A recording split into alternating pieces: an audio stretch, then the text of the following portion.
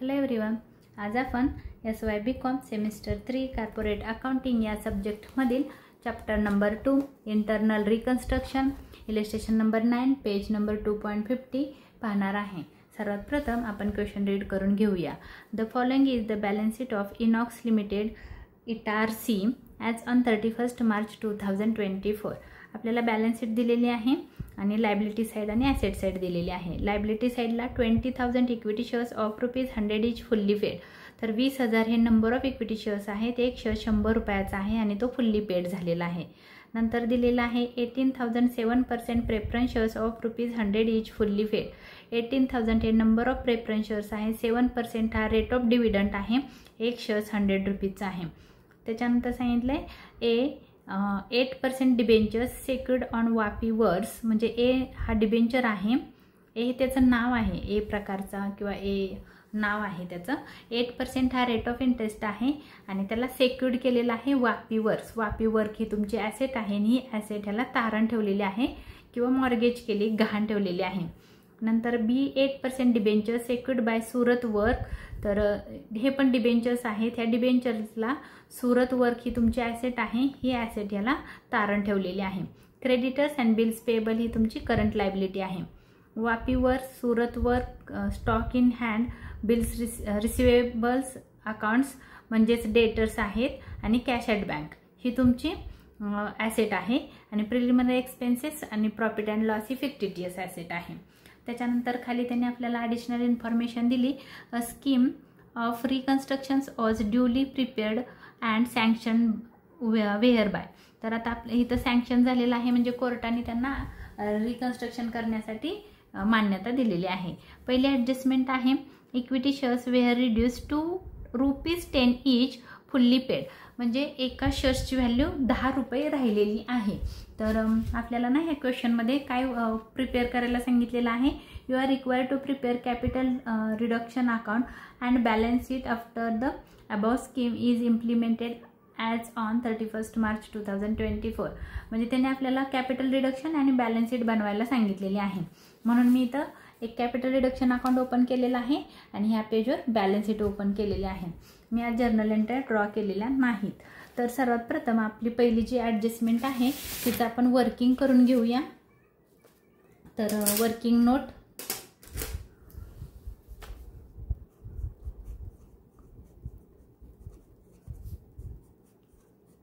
Working notes एक आहे equity share capital, equity share capital.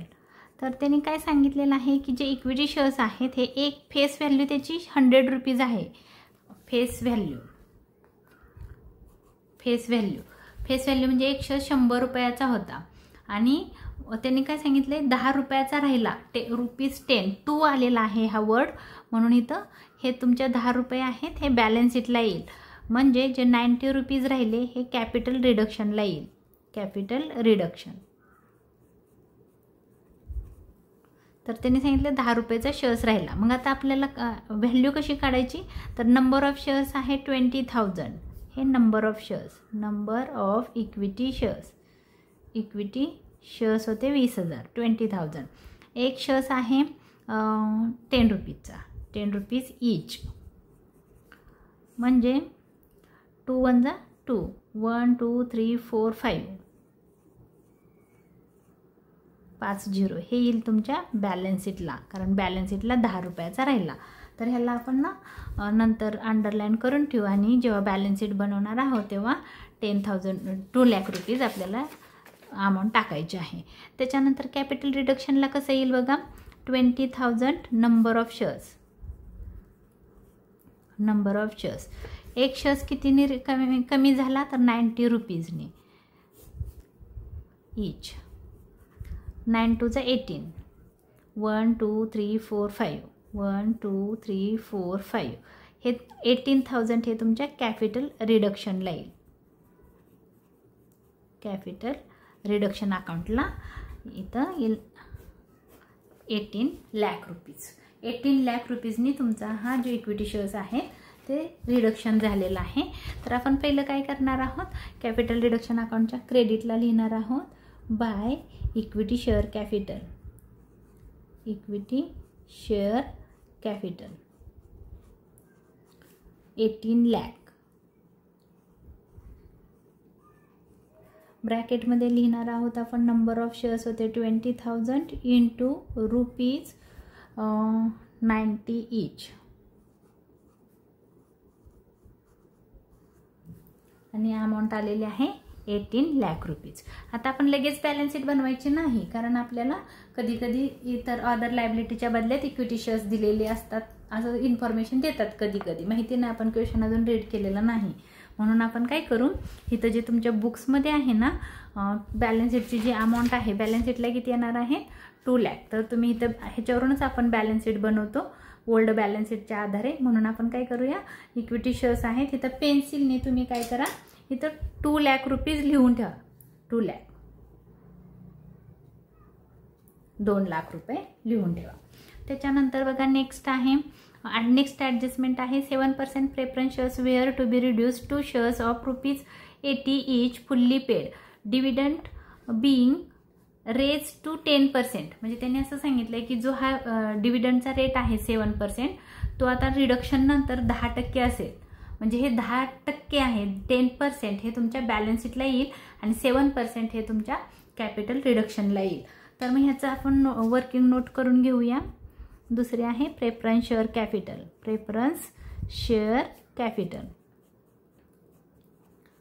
ह्याची वर्किंग नोट कशी होईल, एक शेअरची व्हॅल्यू फेस व्हॅल्यू आहे, फेस व्हॅल्यू 100 आहे. बघा इथं सांगितलं एक शेअर 100 रुपयाचा होता, 100 रुपीज.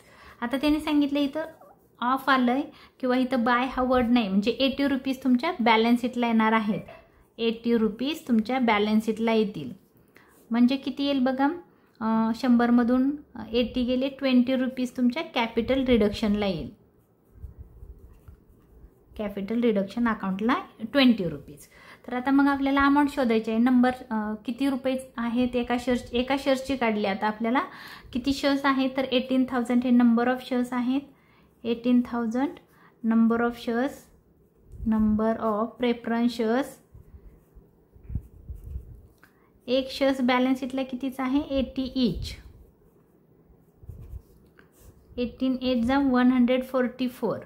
1 2 3 4 1 2 3 4 18 8 जा 144 आणि रिमेनिंग 0 मी त्याच्यावर ठेवले.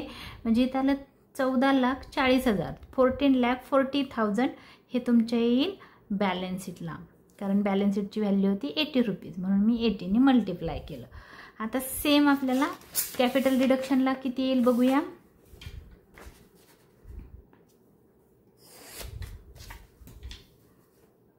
सेम इथं 18,000 number of shares, preference shares.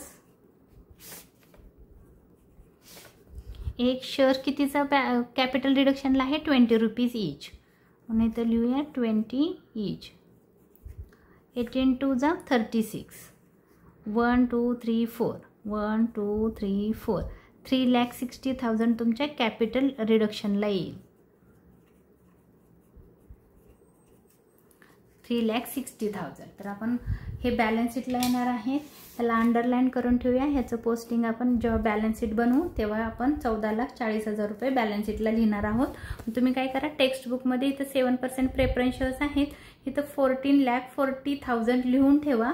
आणि त्याच्या पुढे आहे ना रेट ऑफ जो डिव्हिडंडचा रेट आहे तो 10% आहे. इथं 10% तुम्ही तुमच्या पेन्सिलने लिहून ठेवा की जेणेकरून तुम्हाला समजेल. हवं तर मी इथं 10% लिहून ठेवते, कारण मग आपण जेव्हा बॅलन्स शीट बनवू तेव्हा 10% लिहायचं आहे, 7% नाही. तर आपल्याला काय करायचं आहे, मग कॅपिटल रिडक्शनची एंट्री करायची आहे कॅपिटल रिडक्शन अकाउंटला. इथं आपण लिहिणार आहोत by 7% preference shares. 7% preference share capital. इथं टाकायचं आहे 18,000 number of shares into rupees. कितीने कमी झालेला आहे तर ₹20 ईच. 18 2 जा 36 3,60,000 आणि 14,40,000 तुमच्या बॅलन्स शीटला येणार आहेत. पण बॅलन्स शीट आपण नंतर प्रिपेअर करूया. त्याच्यानंतर नेक्स्ट आहे debenture holder forgo their interest of ₹52,000 which is included in creditors. म्हणजे त्यांनी काय सांगितलं की जे डिबेंचर होल्डर आहेत त्यांनी त्यांचं जे इंटरेस्ट आहे ते फॉरगो केलं, म्हणजे सोडून दिलं, म्हणजे रिडक्शन झालं किंवा रिड्यूस झालं. फॉरगोचा दुसरा शब्द आहे रिड्यूस होणे. तर रिड्यूस केलं किंवा सोडून दिलं. ते म्हणले आम्हाला नको, जे डिबेंचरवरचं इंटरेस्ट आहे 52,000 हे आम्हाला नको, म्हणजे त्यांनी सोडून दिलं, म्हणजे रिड्यूस झालं. आणि त्याचा समावेश कशामध्ये आहे तर ते इंटरेस्ट आहे ते क्रेडिटर्समध्ये इन्क्लूड झालेलं आहे. तर मग क्रेडिटर्समधून मायनस होईल आणि जे तुमचं रिडक्शन झालं आहे कितीने झालं आहे 52,000नी रिडक्शन झालं आहे, फॉरगो झालं आहे, तर ते तुमच्या कॅपिटल रिडक्शन अकाउंटच्या क्रेडिटला येईल. तर तुम्ही इथं काय लिहिणार आहात बाय क्रेडिटर्स, कारण ते रिड्यूस झाले, लायबिलिटी तुमची रिड्यूस झाली. मग तुम्ही इथं म्हणणार आहे interest on debenture, interest on debentures included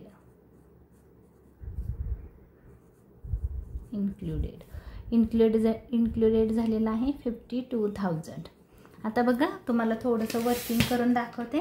आता इथं क्रेडिटर्सची आपली वर्किंग नोट नंबर 3 येईल.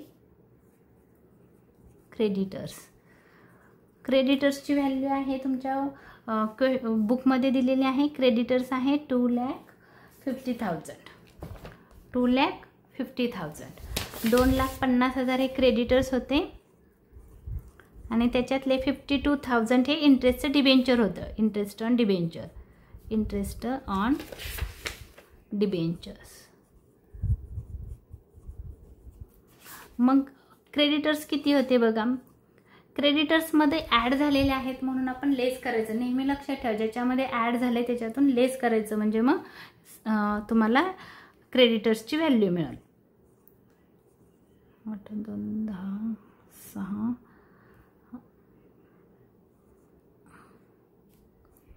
1,90,000 हे क्रेडिटर्स आहेत. म्हणजे काय झालेलं आहे, क्रेडिटर्समध्ये ॲड झाले होते, चुकून क्रेडिटर्समध्ये ॲड झालेत म्हणून क्रेडिटर्समधून काढून डिबेंचर ऑन इंटरेस्ट ऑन डिबेंचर्सला देऊन टाकले. म्हणजे दिले नाहीत, ॲक्च्युली रिड्यूस झालेलं आहे. पण करताना असं करायचं, म्हणजे 1,98,000 क्रेडिटर्स हे तुमच्या बॅलन्स शीटला येणार आहेत. कुठे येणार आहेत, बॅलन्स शीटला. तर ह्या अमाऊंटला तुम्ही अंडरलाईन करून ठेवा, हे बॅलन्स शीटला येणार आहे क्रेडिटर्स म्हणून. क्रेडिटर्स तुमचे किती आहेत 1,98,000 आणि रिडक्शन कितीने झालं 52,000नी झालं. तर मग काय करा, पेन्सिलने तुमच्या बुकमध्ये क्रेडिटर्सच्या समोर इथं लिहून ठेवा 1,98,000. म्हणजे तुम्हाला बॅलन्स शीट लगेच बनवता येईल. आणि बिल्स पेबलला बघू काय सांगितलेलं आहे का, काहीच नाही. नंतर डिबेंचर आणि स्टॉकला ॲडजस्टमेंट आहे. Bills payable as it is तुमच्या बॅलन्स शीटला येतील. त्याच्यानंतर पुढं सांगितलेलं आहे डी नंबरचे ॲडजस्टमेंट आहे. B debenture holder agree to take over Surat work at ₹5 lakh and to accept an allotment of 3,000 equity shares in Inox Limited of ₹10 each at par. And the account was settled by issue of a cross check to the company. कंपनीला त्यांनी cross check दिला. कुणी तर डिबेंचरवाल्यांनी कंपनीला cross check दिला, जी settle करून amount राहिलेली होती ती. तर आता तुम्हाला इथं मी व्यवस्थित वर्किंग नोट करून दाखवणार आहे. काळजीपूर्वक बघा. 4 नंबरची वर्किंग नोट आहे बी डिबेंचर्स.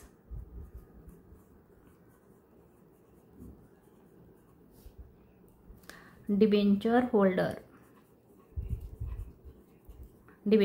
आता बघा इथं बी डिबेंचर होल्डरची व्हॅल्यू आहे 3,50,000. 3,50,000चा आपण डिबेंचर म्हणजे लोन टेकन फ्रॉम पब्लिक सेक्टरमधून आपण लोन घेतलेला आहे 3,50,000 आणि त्यांना आपण काय केलेलं आहे तर इथं नीट बघा, सुरत वर्क जे आहे 12 लाखाचं ते त्याला मॉर्गेज केलं होतं. मग आता ते मॉर्गेज केलं म्हणजे काय केलं, तारण ठेवलं, सिक्युरिटी केलं, गहाण ठेवलेलं आहे. म्हणजे त्यांच्याकडून लोन घेतलं आणि त्यांना आपण हे आपले ॲसेट त्यांच्याकडे ठेवलेले आहे. मग त्यांनी ती ॲसेट विकली आणि म्हणजे स्वतःलाच घेतली. त्यांनी किती टेकन केलं, कितीची ॲसेट होती बघा 12 लाखाची होती. सुरत वर्क कितीचं होतं, सुरत वर्क्स होतं 12 लाख रुपयाची तुमची ॲसेट होती. ते त्यांनी कितीला टेकन केलं, taken by debenture holder debenture त्यांनी 5 लाखाला घेतली, म्हणजे जे डिफरन्स आला दोघांमधला 12 लाखाची ॲसेट त्यांनी 5 लाखाला घेतली, म्हणजे 7 लाखाचं त्याचं रिडक्शन झालेलं आहे. Capital reduction account.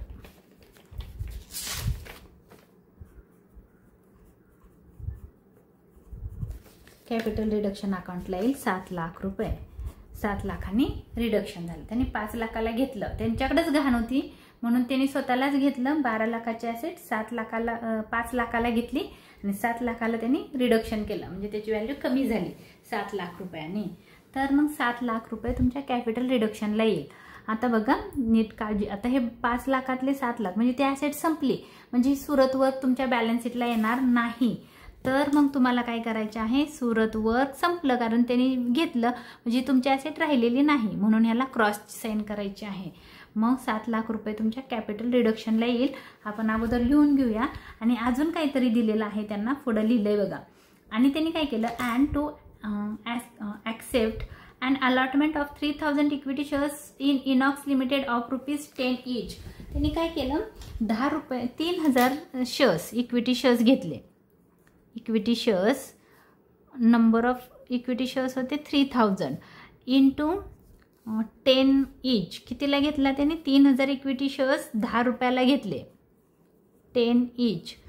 तर कितीचे, 30,000 रुपयाचे इक्विटी शेअर्स घेतले त्यांनी. इक्विटी शेअर्स घेतले बघा. आता हे 30,000 इक्विटी शेअर्स ह्या इक्विटी शेअर्समध्ये ॲड होतील. आता ते डिबेंचर होल्डर राहिलेले नाहीत, ते कोण झाले तर इक्विटी शेअर होल्डर झाले. म्हणजे हे बी डिबेंचर होल्डर आहेत, हे तुमच्या बॅलन्स शीटला येणार नाहीत कारण ते डिबेंचर होल्डर राहिले नाहीत. त्यांच्याकडून आपण लोन घेतलं होतं, त्यांना त्याच्या बदल्यात ॲसेट दिली, त्यांची लायबिलिटी आपण पेड करणार आहोत. म्हणजे झाली 5 लाख रुपये त्यांनी ॲसेट घेतलेली आहे, म्हणजे काय झालं, त्यांची लायबिलिटी कमी झालेली आहे. आणि वरून त्यांना 30,000 रुपयाचे शेअर्स दिलेत, म्हणजे 3000 नंबर ऑफ शेअर्स दिलेत. हे तुमचे 2 लाख होते बघा मगाशी बॅलन्स शीटला, ह्याच्यामध्येच अजून प्लस करून ठेवा, प्लस 30,000 30,000 रुपये अजून तुमचे इक्विटी शेअर्स वाढलेले आहेत. म्हणजे हे 30,000 रुपयाचे इक्विटी शेअर्स दिले, हे तुमच्या बॅलन्स शीटला येईल. 30,000 रुपयाचे इक्विटी शेअर्स हे तुमच्या बॅलन्स शीटला येईल. आता बघा अजून आपल्याला वर्किंग करायचं आहे. हे वर्किंग नोट नंबर 1, ही 2 आणि अजून एक 3 होणार आहे. ती काय होईल बघा. आता डिबेंचर होल्डरचं लोन किती घेतलंय आपण, 3,50,000 डिबेंचर्स लोन घेतलंय 3,50,000 रुपये. आणि काय केलं माहिती आहे का, त्यांना आपण किती दिले तर 5 लाखाची ॲसेट घेतली, 30,000 रुपयाचे शेअर्स दिले. म्हणजे त्यांनी आपल्याला द्यायला पाहिजेत किती डिबेंचरवाल्यांनी, 5 लाख आणि 30,000. म्हणजे त्यांच्याकडून आपल्याला येणं आहे 5 लाख रुपये, 5 lakh rupees plus 30,000 equity shares घेतले, इक्विटी शेअर्सचे पैसे आणि त्या ॲसेटचे पैसे मिळून त्यांनी द्यायला पाहिजेत किती, 5,30,000. मग त्यांनी काय केलं, 5,30,000 रुपयेची ॲसेट म्हणजे ॲसेट आणि शेअर्स घेऊन जे पैसे त्यांनी आपल्याला द्यायला पाहिजे होते 5,30,000 रुपये, त्याच्यातून आपण काय म्हणलं त्यांना की तुमचं जे लोन आहे ते सेटल करून घ्या, म्हणजे काढून घ्या, लोनचे पैसे तुम्ही काढून घ्या. मग त्यांनी काय केलं, लोनचे पैसे काढून घेतले. मग जे राहिलेले अमाऊंट त्याने असं सांगितलंय की तुम्हाला काय केलं, त्यांनी क्रॉस चेक दिलेला आहे. तर मग आपण बघूया, 5,30,000 मायनस 3,50,000, 1,80,000 रुपयेचा चेक दिला. परत बघा, 5,30,000 मायनस 3,50,000, 1,80,000 रुपयेचा त्यांनी क्रॉस चेक दिलेला आहे. हे लक्षात ठेवा. 1,80,000 रुपीज कॅश दिली, किंवा तुम्ही त्याला चेक कॅश और बँक पण म्हणू शकता. आणि कॅश और बँक ही बॅलन्स ॲसेट आहे, ही तुमच्या बॅलन्स शीटला येईल. बघा हे तुमच्या बॅलन्स शीटला येईल. बट हे डिबेंचर होल्डर तुमचे क्रॉस होतील, हे तुमची लायबिलिटी राहिली नाही कारण त्यांना दिले. आपण किती द्यायचे होते त्यांना, 3,50,000 द्यायचे होते, दिले. त्यांनी काय केलं, तुमच्याकडून ॲसेट घेतली 5 लाखाला आणि 30,000 रुपयाचे शेअर्स घेतले. टोटल त्यांनी 5,30,000 रुपयाची तुमची ॲसेट घेतली, ॲसेट अँड शेअर्स. मग काय झालं, त्यांनी तुम्हाला द्यायला पाहिजे होते, कंपनीला द्यायला पाहिजे होते 5,30,000 आणि आपण किंवा कंपनीनं त्यांना 3,50,000 रुपये परत करायचे होते लोनचे, किंवा डिबेंचर्स म्हणजे loan taken from public sector. मग काय केलं, ॲसेट त्यांनी घेतली आणि त्यांचं हे लोन आपण त्याच्यातून फेडलं. अजून त्यांनी आपल्याला 1,80,000 रुपीज देणं आहे. आणि त्यांनी इथं सांगितलेलं आहे की the account was to be settled by the issuing of the cross cheque. Settle केला म्हणजे हे जी रिमेनिंग अमाऊंट आहे ही त्यांनी देऊन टाकली, क्रॉस चेक दिला. कुणी दिला, डिबेंचरवाल्यांनी कंपनीला शेअर्सच्या बदल्यात आणि ॲसेटच्या बदल्यात जी राहिलेली रिमेनिंग अमाऊंट होती 1,80,000ची त्याचा चेक दिला. तर मग आता बघा हे कुठे येणार आहे, कॅपिटल रिडक्शनला, हे बॅलन्स शीटला आणि हे पण बॅलन्स शीटला. तर आपण इथं लिहू बाय काय केलेलं आहे, ॲसेट आहे, ॲसेटचं रिडक्शन झालेलं आहे. Surat work capital reduction account, कारण ॲसेट आहे ही लायबिलिटी ह्या साईडला येते रिडक्शन झालं तर, आणि ॲसेटचं रिड्यूस झाली तर ह्या साईडला येते. म्हणून आपण लिहिणार आहोत डेबिटला काय आहे, सुरत वर्क.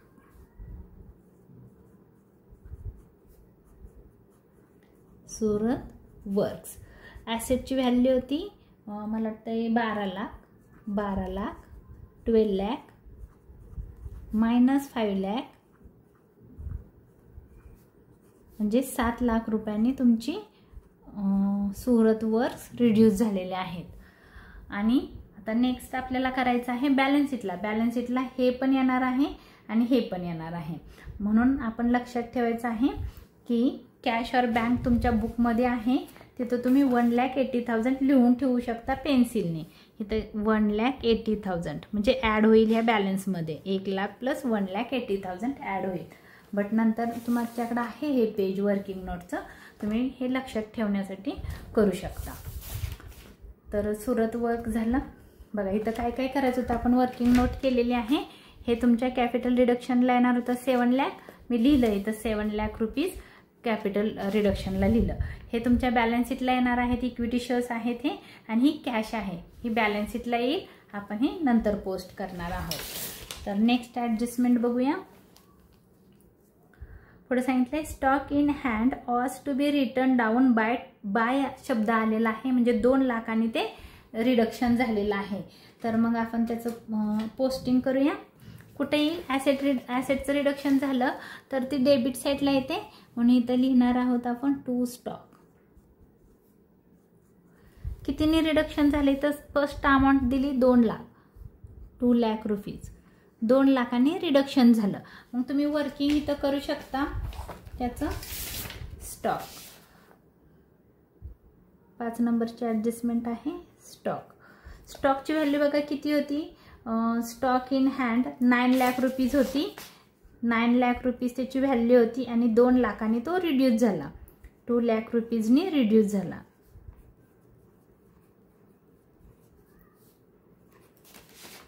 म्हणजे 7 लाख रुपीज बॅलन्स शीटला. हे 7 लाख रुपये तुमच्या बॅलन्स शीटला येतील, 2 लाख रुपये तुमच्या कॅपिटल रिडक्शनला येईल. आणि आपण ते कॅपिटल रिडक्शनला पोस्ट केलेलं आहे. तर काय करायचं, पेन्सिलने लगेच स्टॉकच्या पुढं इथं लिहून ठेवायचं आहे 7 लाख रुपीज, 7 लाख रुपये बॅलन्स शीटला येतील. त्याच्यानंतरचे ॲडजस्टमेंट आहे and a provision for doubtful debts be created to the extent of ₹25,000. म्हणजे हा RDD आहे आणि RDDची प्रोव्हिजन बिल्स रिसिवेबलला होते, 5 लाख रुपये बिल्स रिसिवेबल होते आणि त्याच्यावर 25,000 रुपये हे काय आहेत तुमचे RDD आहे. तर आपण नेक्स्ट वर्किंग नोट करूया. Working note number 6 bills receivable किंवा इथं दिले रिसिवेबल्स.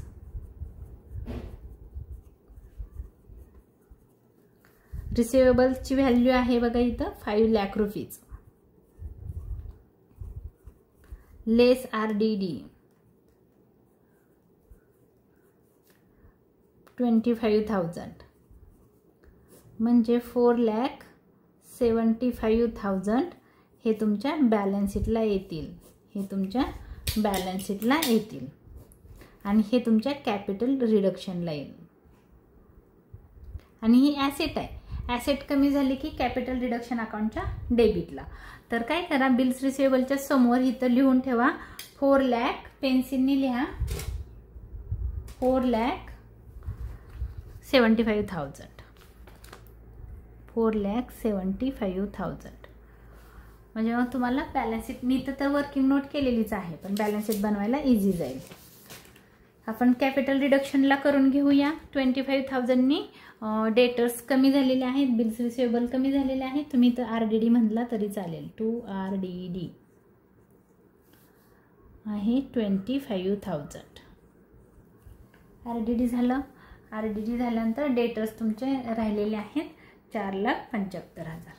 नेक्स्ट ॲडजस्टमेंट आहे any balance arising out of the above adjustment to be applied by as to 2/3 to return of the value of Vapi works. म्हणजे वाफी Varkala return of करायचं म्हणजे right of करायचं आहे. किती तर 2/3 जो बॅलन्स येईल त्यातला 2/3नी वाफी वर्क्स कमी होतील अँड 1/3 टू कॅपिटल रिझर्व. आता हा capital reconstruction account capital reduction account जेव्हा आपण क्लोज करू आणि जो बॅलन्स येईल तो बॅलन्सला आपल्याला ह्या रेशोमध्ये डिवाइड करायचं आहे. तर सर्वात प्रथम आपण बॅलन्स शीट बनवूया आणि मग ते करूया, किंवा हे पण अगोदर आपण करू शकतो.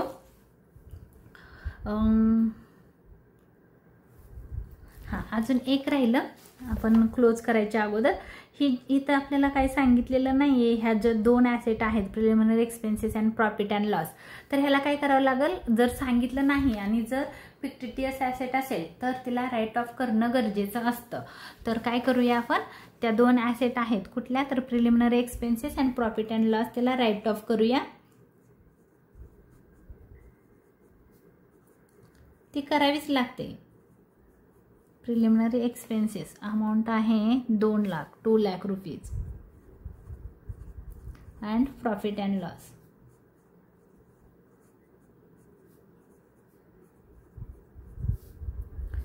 अँड लॉस आहे 4 लाख. आता काय राहिलंय का, आता चेक करू आपण. कॅपिटल रिडक्शनला काय नाही राहिलेलं. अमाऊंट चेक करते. 1 3 बरोबर आहे. आता आपण काय करू की कॅपिटल रिडक्शन थोडीशी जागा सोडा, कारण जो पण तुमचा डिफरन्स येणार आहे त्याला नाव येणार आहे वाफी वर्क्स.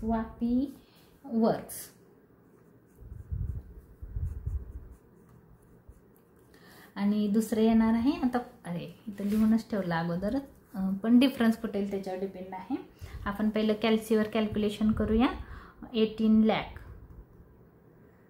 18 लाख, 3,60,000 प्लस 52,000 अमाऊंट आली 22,12,000 अमाऊंट आली. इथं मी तुम्हाला वर्किंग करून दाखवते. कॅपिटल रिडक्शन अकाउंट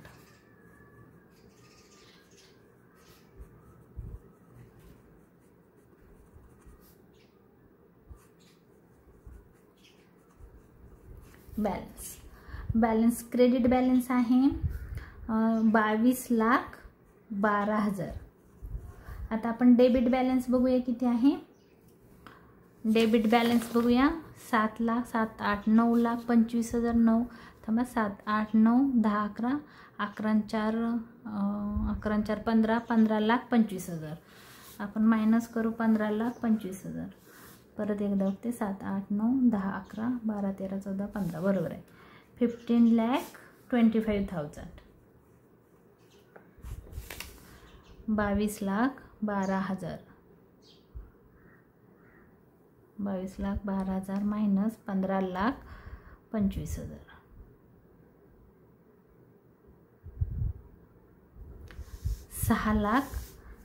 6,87,000 हा जो बॅलन्स आला. कशाचा बॅलन्स आला, कॅपिटल रिडक्शन अकाउंटचा. ह्या बॅलन्सला आपल्याला काय करायचं आहे, वाफी वर्क्सला 2/3 अमाऊंट ट्रान्सफर करायची आहे. 2/3 म्हणजे इथं क्वेश्चनमध्ये बघा त्यांनी सांगितले 2/3 अमाऊंट वाफी वर्क्सला ट्रान्सफर करा आणि 1/3 अमाऊंट कॅपिटल रिझर्वला ट्रान्सफर करा. डेबिटलाच येणार आहे डिफरन्स. 6,87,000 इंटू 2/3. आता आपण ह्याला डिवाइड बाय इंटू 2 करू. इंटू 2 आन्सर आलं हे त्याला डिवाइड बाय 3 करूया. आन्सर आलं 4,58,000. 4,58,000 हे आहे वापी वर्क्स. वापी वर्क्स ही अमाऊंट. आणि ह्यात जो बॅलन्स होता 6,87,000 इंटू 1/3. कॅपिटल रिझर्वला 1/3 करायला सांगितलेलं आहे. 6,87,000 डिवाइड बाय 3.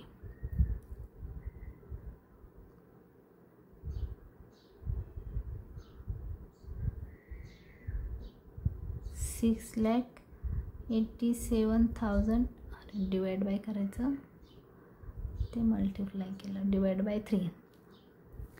2,29,000 हे आहे कॅपिटल रिझर्व. हे आहे कॅपिटल रिझर्व.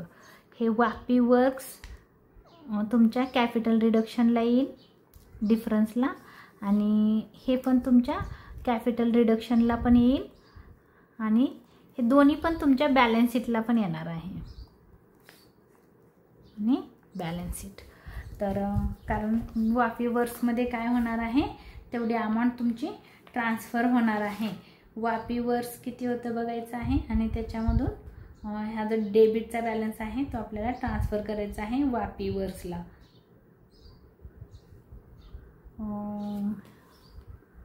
ठीक आहे. आता बॅलन्स शीटला ह्याची प्रोसेस होणार आहे. एवढीच्या एवढी अमाऊंट तुमच्या बॅलन्स शीटला नाही येणार आहे, कारण तो डेबिट बॅलन्स आहे म्हणून. तर आपण आता काय करूया, पहिलं हे कॅपिटल रिडक्शन अकाउंट क्लोज करूया. कॅपिटल रिडक्शन अकाउंट डिफरन्स आलेला होता किती, 6,87,000 इंटू 2/3 डिवाइड बाय 2/3. अमाऊंट आलेली आहे त्याची 4,58,000. 4,58,000. 4,58,000. तर हे वापी वर्क्स आहे, आणि त्याच्यानंतर खाली येणार आहे कॅपिटल रिझर्व.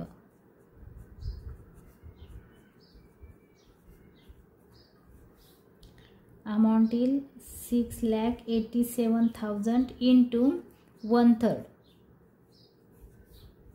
अमाऊंट आपण काढलेली आहे 2,29,000. 2,29,000. आणि आपला हा कॅपिटल रिडक्शन अकाउंट क्लोज झालेला आहे. दोघाची टोटल आहे 22,12,000. 22,12,000. 22,12,000 या अमाऊंटने आपला कॅपिटल रिडक्शन अकाउंट क्लोज झाला. आता आपल्याला बॅलन्स शीट बनवायची आहे. त्याच्या अगोदर मी काय करते, थोडंसं इथं वापी वर्क्सचं तुम्हाला वर्किंग करून दाखवते. एवढ्याने तुमचं जे वापी वर्क्स आहे ते रिडक्शन झालं. त्यांनी क्वेश्चनमध्ये लिहिलं आहे बघा, इथं असं सांगितलं आहे की जो बॅलन्स आलेला आहे, value of Vapi works on one, इथं the balance arising out of the above adjustment to be applied as to 2/3 to write off the value of Vapi works. Write off म्हणजे काय झालेलं आहे, रिडक्शन झालेलं आहे. म्हणजे जी वापी वर्क्सची व्हॅल्यू आहे, इथं वापी वर्क्स किती आहे बघा, 16 लाख आहे. तर 16 लाखामधून ही व्हॅल्यू रिडक्शन झालेली आहे, ही रिड्यूस झालेली आहे. म्हणजे इथं जी वापी वर्क्सची व्हॅल्यू होती 16 लाख मायनस हे 4,58,000 येईल, म्हणजे रिड्यूस झालं आहे. म्हणून रिड्यूस झाल्यानंतर आपण अमाऊंट काय करतो, त्याची मायनस करतो. 16 लाख मायनस 4,58,000, 11 लाख, 11,42,000 हे तुमच्या बॅलन्स शीटला येईल. हे नाही येणार अमाऊंट. तर ही अमाऊंट तुमच्या बॅलन्स शीटला येईल. ह्याला तुम्ही म्हणणार आहात वापी वर्क्स. वापी वर्क्स हे तुमच्या बॅलन्स शीटला येईल. तर काय करूया आपण, इथं लिहून ठेवूया बॅलन्स शीटला काय येणार आहे ते.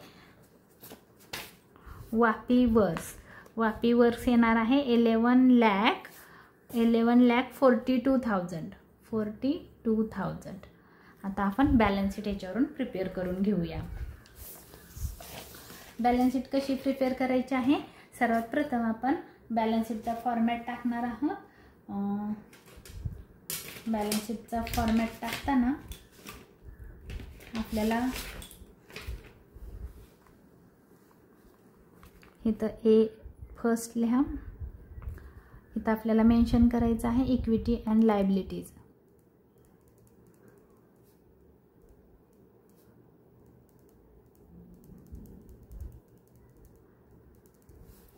त्याच्यामध्ये एक आहे शेअर कॅपिटल. ए म्हणू आपण त्याला share capital. Share capital. Share कॅपिटलमध्ये काय काय आपण फाइंड केलेलं आहे. तर इथं एक मिनिट. शेअर कॅपिटलमध्ये हे बघा इक्विटी शेअर्स आहेत. इक्विटी शेअर्स तुम्ही लिहू शकता. इथं एक इक्विटी शेअर्स. आता नंबर ऑफ शेअर्स आपल्याला लिहायचे आहेत. आता काळजीपूर्वक बघा. आपण काय केलेलं आहे इथं बघा. इथं आपण बुकमध्ये लिहिलेलं आहे 30,000चे इक्विटी शेअर्स आपण कुणाला दिलेले आहेत, डिबेंचरवाल्यांना दिलेत. म्हणजे एक शेअर्स 10 रुपयाचा आहे. तर तुम्ही इथं कॅल्क्युलेट करू शकता की डिबेंचरवाल्यांना पहिले आपले हे आहेत किती, इथं 2 लाख आहेत राहिलेले रिडक्शन करून. आणि जे 30,000 हे नंबर ऑफ शेअर्स आहे रुपीज आहेत, ह्याला काय करायचं आहे नंबर ऑफ शेअर्समध्ये डिवाइड करायचं आहे. तर नंबर ऑफ शेअर्स आपण कसं काढतो, number of shares equity shares is equal to amount divide by each share. तर अमाऊंट होती 30,000 डिवाइड बाय एक शेअर आहे 10 रुपयाचा, म्हणजे नंबर ऑफ शेअर्स आले 3,000. आणि आपले इथं आहे 2 लाखाची व्हॅल्यू आहे, त्याला पण तसंच होईल 2 लाख 2 लाख रुपीज अमाऊंट आहे. आणि एक शेअर आहे 10 रुपयाचा, म्हणजे इथं आले नंबर ऑफ शेअर्स 20,000. म्हणजे नंबर ऑफ शेअर्स किती झाले, हे 20 आणि 3 23,000 हे नंबर ऑफ शेअर्स झाले. 23,000 हे नंबर ऑफ शेअर्स आहेत, number of equity shares. Equity shares. आणि व्हॅल्यू किती, तर 2 लाख प्लस 30,000. 2 लाख प्लस 30,000 म्हणजे तुमचं अमाऊंट येईल. अमाऊंट तुमची येईल 2,30,000. हे झाले इक्विटी शेअर्स. तर हे लक्षात ठेवा. आपण इक्विटी शेअर्स मग इथं पहिले लिहून घेऊया. तुम्ही प्रेफरन्स शेअर्स पण लिहू शकता, इक्विटी पण लिहू शकता. इथं लिहिणार आहोत किती होते 23,000 नंबर ऑफ शेअर्स. बघा इथं आता आपण फाइंड केलं नाही का, 23,000 हे नंबर ऑफ शेअर्स आहेत आणि अमाऊंट आहे 2,30,000. 23,000 equity share capital at ₹10 each. Amount आली 2,30,000. आणि दुसरा आहे प्रेफरन्स शेअर्स. तर त्याने प्रेफरन्स शेअर्सला रेट ऑफ इंटरेस्ट वाढवलेला आहे, 7 वरून 10 केलेला आहे. 10% preference shares, preference share capital at ₹. आता इथं बघा प्रेफरन्स शेअर्स आता किती रुपयाचे आहेत आणि प्रेफरन्स शेअर्स किती आहेत, तर 18,000. इथं लिहायचं राहिलं 10% 18,000 प्रेफरन्स शेअर्स आहेत. 10% 18,000 प्रेफरन्स शेअर्स. 18,000च आहेत प्रेफरन्स शेअर्स. आपण कुणाला दिलेलं नाहीत. रेट ऑफ डिव्हिडंड एवढा आहे. आणि व्हॅल्यू बॅलन्स शीटला एवढी आहे 18,000 शेअर्स आहेत. आणि एक शेअर्स 80 रुपयाचा आहे. तर आपण इथं लिहिणार आहोत ॲट ₹80 ईच. अमाऊंट आहे 14 लाख. 14 लाख इथं काढलं आहे बघा आपण 14,40,000. 14,40,000. ह्या दोघांची टोटल करून बाहेर काढा. त्याची टोटल बाहेर किती येते बघा, 1 2 3 0 4 0 4 आणि 3 7 6 16,70,000. 16,70,000 हे झालं तुमचं शेअर कॅपिटल. आता त्याच्यानंतर आपण बीला म्हणणार आहे reserve and surplus. Reserve and surplus. त्याच्यामध्ये एकच आहे capital reserve. Any types of reserve show on the this head. Capital reserve. Amount आपण काढली बघा इथं तुमच्या इथं आलेली आहे कॅपिटल रिझर्व 2,29,000. डायरेक्ट बाहेरल्या 2,29,000. 2,29,000. त्याच्यानंतर सी मध्ये येईल करंट लायबिलिटी.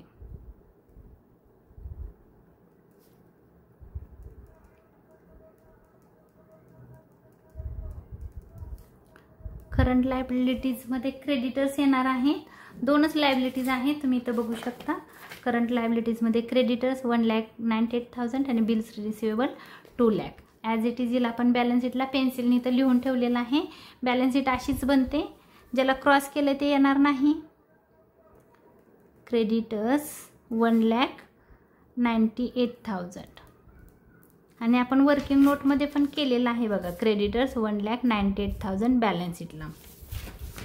आणि त्याच्यानंतर आहे बिल्स पेएबल.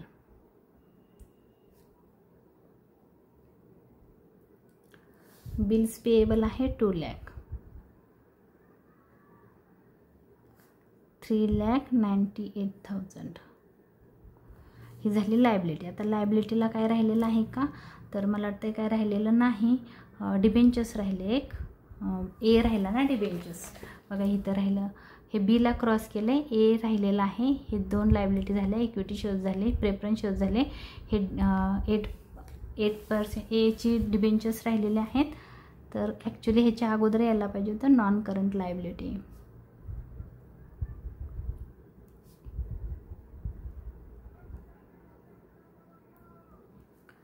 एक आहे 8 types of debenture holders. 8 types of debentures. Debentures amount आहे त्याची 3 लाख रुपीज. 3 लाख रुपीज आणि त्याला आहे वापीवर्स सेक्युर्ड आहे. म्हणून तुम्ही इथं म्हणा सेक्युर्ड बाय सेक्युर्ड ऑन लिहिते ऑन वापीवर्स.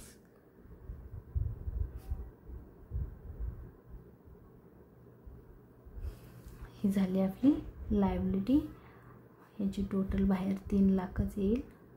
एकच नॉन करंट लायबिलिटी होती. तर आता आपण ह्याची टोटल करायची आहे. अजून काय राहिले का बघा. नाही, टोटल करूया. 16,70,000, 16,70,000, 16,70,000, 2,29,000, 2,29,000 प्लस 3,98,000, 3,98,000 प्लस 3 लाख अमाऊंट आलेले आहे 25,97,000. ही झाली तुमच्या लायबिलिटीची टोटल. आता आपल्याला ॲसेटची टोटल करायची आहे. त्याला आपण बी म्हणू किंवा 2 म्हणू. ॲसेट्स ह्याला तुम्ही टोटल 1 असं म्हणू शकता. ॲसेट्स. ॲसेट्समध्ये एक येतं नॉन करंट ॲसेट, त्याला ए पण म्हणू शकता.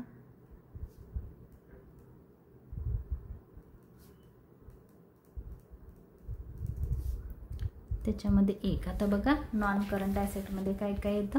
वापीवर्स येणार आहे 11,42,000. आपण लिहून ठेवलेलं आहे. तर तुम्ही लिहिताना व्यवस्थित लिहा. वापीवर्स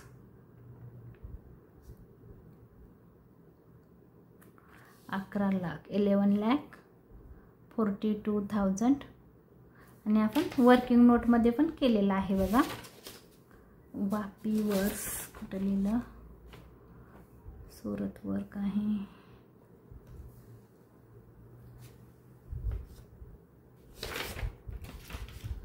वर्किंग नोटमध्ये पण करून ठेवलं आहे बघा. इथं वापीवर्स इथं लिहिलेलं आहे बघा 11,42,000. आपण ते शो केलं बॅलन्स शीटला.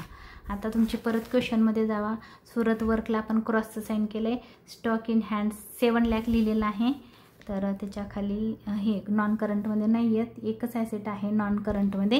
ह्याची टोटल मी बाहेर काढते 11,42,000. त्याच्यानंतर बी म्हणते मी इथं नॉन करंट ॲसेट किंवा करंट ॲसेट म्हणते. करंट ॲसेट, नॉन करंट नाही, करंट ॲसेट. Current assets. त्याच्यामध्ये एक आहे stock in hand. Stock in hand. Stock in हँडची व्हॅल्यू आहे 7 लाख. मी इथं लिहिलेलं आहे बुकमध्ये आणि वर्किंग नोटमध्ये पण तुम्हाला दाखवलेलं होतं मी स्टॉकची व्हॅल्यू किती राहिली ते.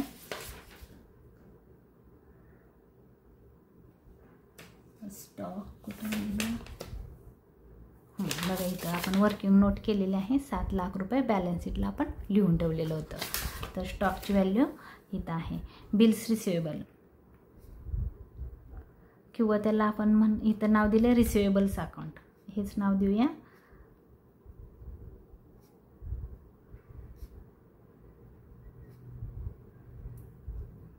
अकाउंट्स. तर त्याची पण व्हॅल्यू आपण इथं काढलेली आहे बिल्स रिसिवेबलची. तर रिसिवेबल्स आहेत बघा इथं 4,75,000 बॅलन्स शीटला, आणि आपण इथं लिहून पण ठेवलं आहे 4,75,000.